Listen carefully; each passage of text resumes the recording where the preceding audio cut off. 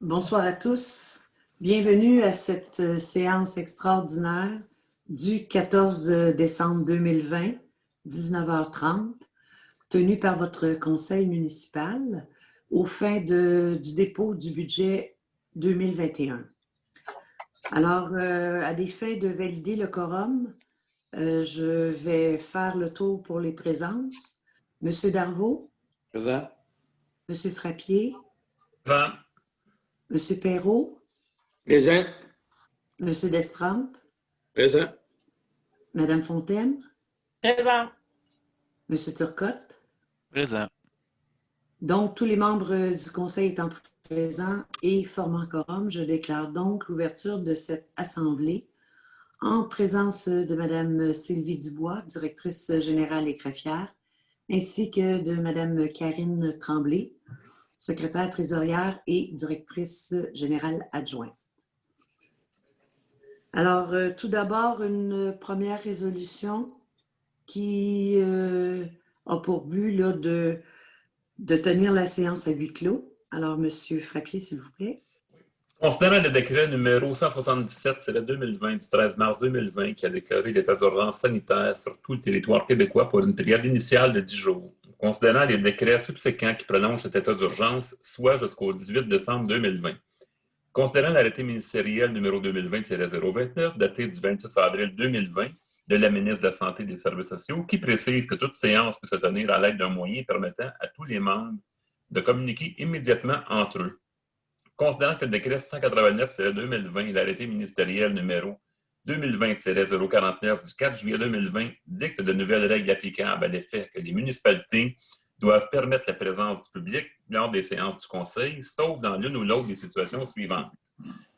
La municipalité n'est pas en mesure d'accepter la présence du public en respectant les mesures sanitaires prévues par le décret 689/2020, dont celle du maintien d'une distance de 2 mètres entre les personnes présentes. Tous les membres du Conseil assistent à la séance par un moyen de communication permis à l'arrêté 2020-029 du 26 avril 2020. Considérant que selon ce même arrêté, lorsque la loi prévoit qu'une séance doit être publique, celle-ci doit être publicisée dès que possible par tout moyen permettant au public de connaître la teneur des discussions entre les participants et le résultat de la délibération des membres. Considérant qu'il est dans l'intérêt public et pour protéger la santé de la population, des membres du Conseil et des officiers municipaux que la présente séance soit tenue à huis clos et que les membres du Conseil et les officiers municipaux soient autorisés à y être présents et à prendre part, délibérer et voter à la séance par visioconférence. En conséquence, je propose que le Conseil accepte que la présente séance soit tenue à huis clos et que les membres du Conseil et les officiers municipaux puissent participer par visioconférence. C'est une résolution qui est appuyée par? Denis Darvaux. Merci. Alors, j'en appelle au vote auprès de chacun des élus. Denis Darvaux, favorable. Claude Frappier, favorable. Denis Perrault, favorable. Sylvain Destrempe, favorable. Isabelle Fontaine, favorable. Éric Turcotte, favorable. Alors, merci à tous. C'est une résolution qui est unanime.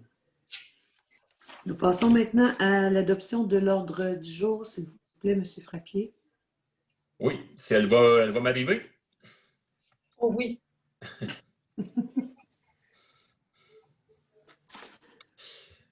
Donc, considérant que les membres ont les mains copies de l'ordre du jour, j'en propose l'adoption telle que déposée. Merci. Appuyé par?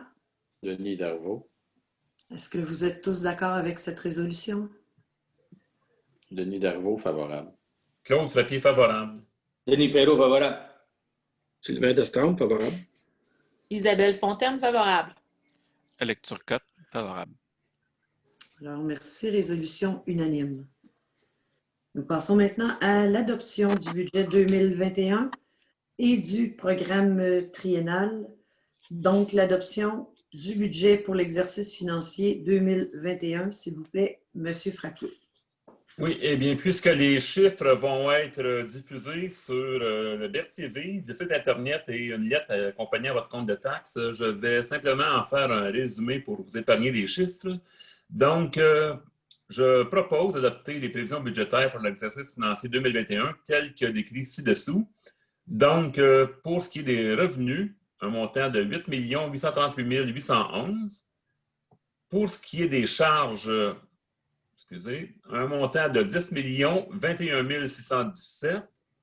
Et enfin, le montant pour les conciliations à des fins fiscales, 1 182 806.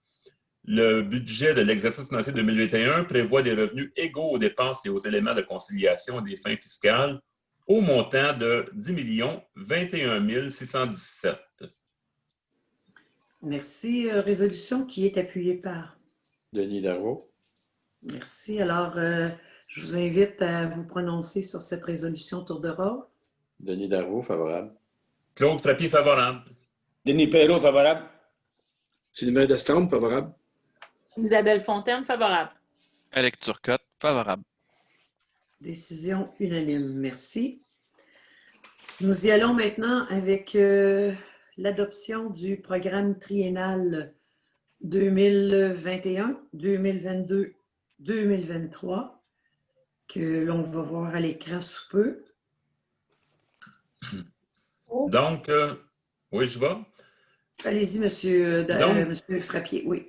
Donc, je propose d'adopter le programme triennal d'immobilisation pour les exercices financiers 2021, 2022 et 2023, tel que détaillé à l'annexe ci-jointe.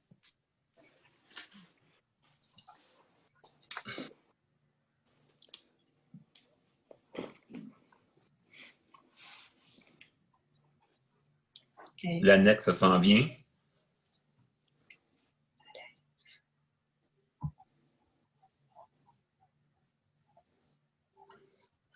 Oh, ce sera pas long.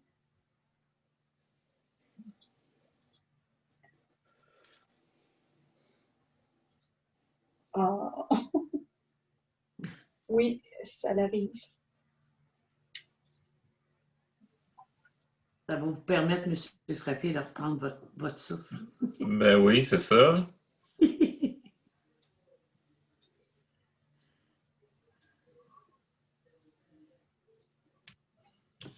On l'a bien caché.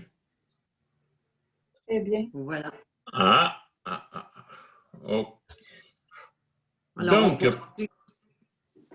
Donc, pour la planification des activités d'investissement et de mobilisation pour l'année 2021, on a la réfection majeure de la rue de Lévis et section de la rue de Vaudreuil, la deuxième couche de pavage et des travaux collectifs. Le coût approximatif est de 2 036 287. L'année de réalisation, c'est 2021. On a une subvention potentielle de 758 200. Le montant à financer, 1 278 087 par règlement d'emprunt. Ensuite, on a l'installation de compteurs d'eau pour 86 000 $. L'année, ça va être en 2021. Et le titre de financement, ça va être une appropriation à l'excédent affecté. On a le remplacement d'une pompe à l'usine d'épuration pour 30 000 $. Le montant à financer, c'est 30 000 $. Ça va se faire par l'appropriation à l'excédent non affecté. Ensuite, on a l'installation de panneaux d'interprétation historique pour un montant de 41 103. On a une subvention potentielle de 12 884 et un montant à financer de 28 219 avec l'appropriation à l'excédent affecté. On a la construction du nouveau centre communautaire pour un coût approximatif de 1 100 000 et c'est en attente de confirmation au niveau de la subvention potentielle. Le montant financé, bien sûr, est à définir et ça va être financé par le règlement d'emprunt. On a ensuite l'acquisition de modules de jeu parc pour un montant de 36 505. Le montant à financer de 36 505. Mais le type de financement, ça va être par le fonds de parc et terrain de jeu. Le tout pour un total de 3 329 895. Pour ce qui est de 2022, c'est l'augmentation de la capacité de station de traitement des eaux usées pour un montant de 10 millions qu'on prévoit pour l'année de réalisation 2021-2022. Et bien entendu, c'est par le règlement d'emprunt. On a aussi la réfection majeure de la rue Pierre-Lestage pour 1 500 000. Le montant à financer est à définir, puis ça va être aussi par règlement d'emprunt.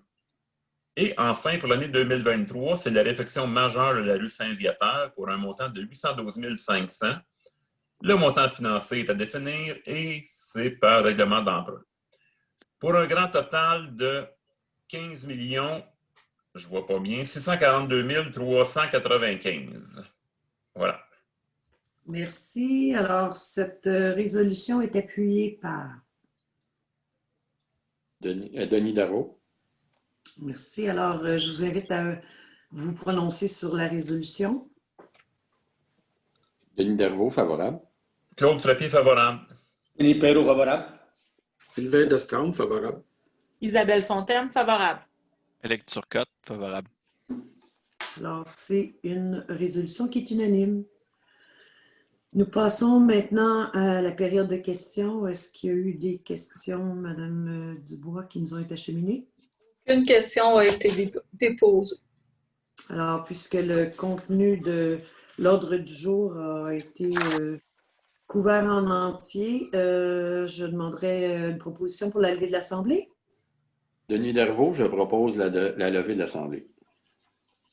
Et C'est j'appuie. appuyé par M. Frappier. Alors, est-ce que tout le monde est favorable à la résolution? Denis Darvaux, favorable.